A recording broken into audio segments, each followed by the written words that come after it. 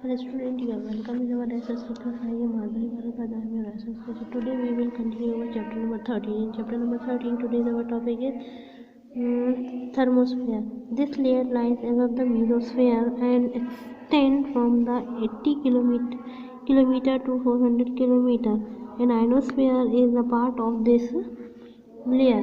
ये layer mesosphere के ऊपर पाई जाती है और 80 किलोमीटर से 400 किलोमीटर तक एक्सटेंड करती है और आयनोस्फीयर भी इसी लेयर का हिस्सा है.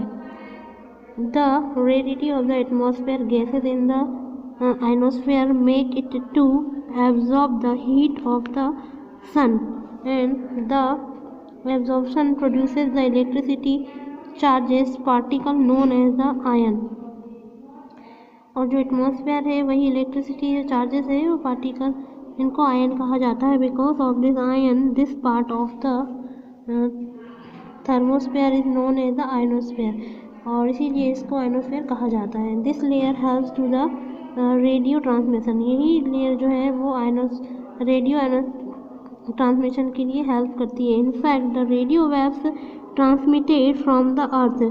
और जो रेडियो वेव्स हैं वही जो अर्थ है उसे ट्रांसमिट करती हैं and reflect back to the earth by this layer. और इस लेयर के लिए ये रिफ्लेक्ट कर देती हैं अर्थ से वापस. And this is upper part of this layer. Temperature can be ranges from about the 500 centigrade to the 2000 centigrade. और यही जो लेयर है, ये जो टेम्परेचर रेंजेस है 500 डिग्री सेंटीग्रेड से 200 सेंटीग्रेड तक. Because of the gases molecules absorb the X ray and the short wave ultraviolet rays of the sun. यही जो है ये एक्सरे को एब्जॉर्ब करती है और जो शॉर्ट वेव्स होती हैं अल्ट्रावायलेट रे जो कि सन से आती हैं इसको एब्जॉर्ब करने का काम करती है. Exosphere it is the upper most layer of the atmosphere. ये एटमॉस्फेयर की सबसे ऊपर वाली परत है. In which is gradually merge into the space, जो कि स्पेस में मर्ज हो जाती है. Extend up to the height of the 750 kilometre from the earth surface. It is very thin air. ये बहुत पतली है. Light gases like the helium and hydrogen are found hair.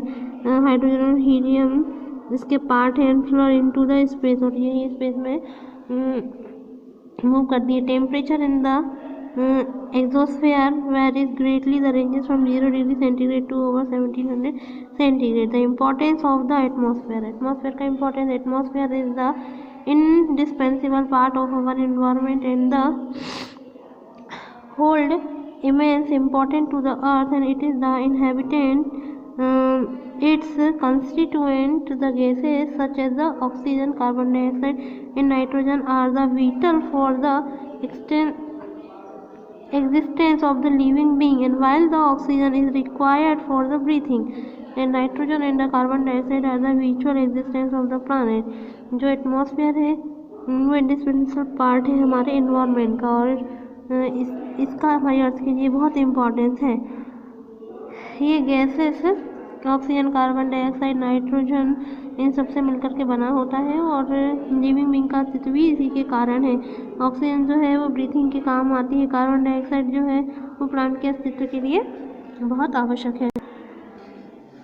Atmosphere protect earth by the engulfing it like the blanket and it maintain the right atmosphere of the earth to make the life possible and comfortable. And another constituent of atmosphere and water vapor also contributes a great deal of the influencing climate and the weather, and it causes the precipitation in all the form of the earth and the maintaining the significant water cycle. जो atmosphere है वो हमारी अर्थ को protect करता है. ये blanket के रूप में काम करता है और ये टेम्परेचर को भी हमारी अर्थ के ऊपर मेंटेन करने का काम करता है. और दूसरा कंस्टिट्यूएंट एटमॉस्फेयर का देखें जो वाटर वेपर है वो भी कंट्रीब्यूट होती है और क्लाइमेट और वेदर को अच्छा बना के रखती है.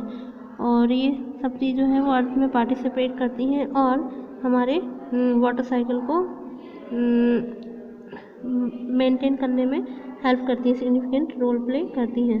It's we have completed today our this chapter number 13 and tomorrow we will start our chapter number 14. Thank you so much.